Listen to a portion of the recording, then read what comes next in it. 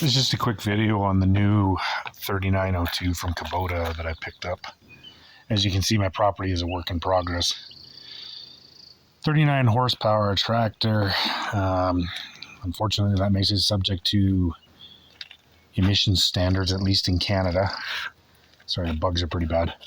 So I got the TLB, which is the loader, the Kubota LA526, and then the backhoe. BH77. The 77 designates 7 feet 7 inches digging depth. I think it's to a 2-foot flat bottom. I'm not quite sure. Don't quote me on that. My prior tractor was the Kubota B2601, also a TLB.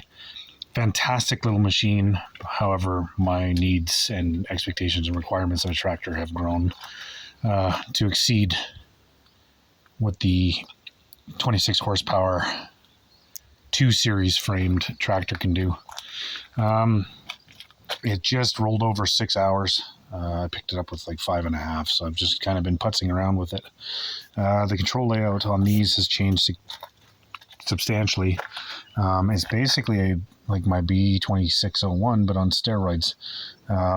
You've got independent braking with the throw lever to lock the 2 pedals together so that you can lock up both rear tires, or if you're in 2-wheel drive and you have some momentum, you can skid steer. I haven't really played with that very much. The dash and console is a little bit different. These buttons here are for your DPF regens, your PTO not engagement, but on off. The light controls, there's a million videos on these, but it actually has high beams, which I don't recollect my B2601 having. However, I may be wrong. The cool thing about these tractors is now they have integrated flood lamps on the side as well as the headlamps. This is a 4-wheel drive tractor. The engagement for the 4-wheel drive is down there as opposed to a lever like on the B26. 3-range transmission. I did not get it equipped with the cruise control. This is a hydrostatic model. I'm not farming. I'm using it for moving dirt and other things. It definitely feels substantially bigger. You definitely can tell that you're moving a lot more mass around, and I think finessing the bucket for any kind of finishing work will be a little bit more challenging. I get the backhoe controls changed from what the factory has them at. I feel that these are a little bit more intuitive. They make for easier movements, and my little brain gets less confused when I'm running the backhoe. Something I noticed on the 77 versus the 70 is the fact that there's twin hydraulic cylinders to swing the assembly left and right. Other than that, it again looks just like a scaled up BH70.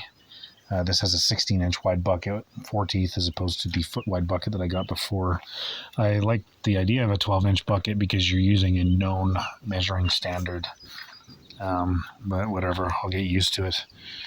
That is going away as soon as it can. Don't mind my broken hand. Got a mechanical thumb on it, of course. Hydraulic would be nice, but for the amount of times that I actually use the thumb, mechanical will work just fine. The lockout is different than the BH72. You'll notice I have it unlocked right now. There's a latch that engages with that pin that inhibits it from going forward. I'll have to close that up before I put it away to store it. The actual control console seems a little bit more crude than what the BH70 had. The takeaway from this, and you've also got a seat independent of it on the B2601, sorry. You rotate it through 180 degrees to sit and operate the backhoe. This machine feels much more business. It's not as Gucci as the B2601 was. It's just functional. You've got a spring suspension seat, which you can adjust there for your body weight. There's the lever for the 3-point hitch on the back, your PTO engagement switch, the treadle, which I don't feel like I'm actuating a valve. Like there's much less effort to actuate the forward and backward motion than there was on the B2601. I don't know if it's electronic or if it still is mechanical actuation of that hydraulic valve for the hydrostatic drive. But it definitely feels lighter. The loader control is mounted to the loader. It doesn't come out of the fender. Still kind of getting used to it. I don't have enough hours to know if I really like it or not. There's your throttle, of course. You can set it. You obviously can see the turtle versus the rabbit. On the gauge cluster, engine temperature, tachometer, hour gauge, and fuel gauge. There's some lights and stuff in there, but nothing's turned on yet. And for how many hours are on it, nothing better to turn on. It doesn't seem to have the quick connect throw lever fitting. These are all individual hydraulic fittings for the loader. That's fine. I'm never really going to take the loader off. There's the fuel water separator. It's nice and visible. It's considerably bigger. It's got a shield on it too, which is kind of nice. And it looks like it's got a drain at the bottom. The whole machine just feels substantially more industrial and or agricultural, as opposed to the tractor that I had earlier that felt like it had some creature comforts for people that want to mow the lawn with it.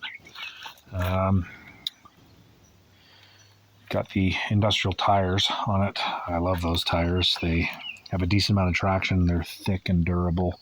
When I first got this property, there was a lot of old building parts and stuff that were out there. I did catch a nail on one of the front tires, but save for that, it's been very good. You can see where I got it there from Kiag Kubota and Red Deer. They wrote PDI on everything that they installed, tested, etc.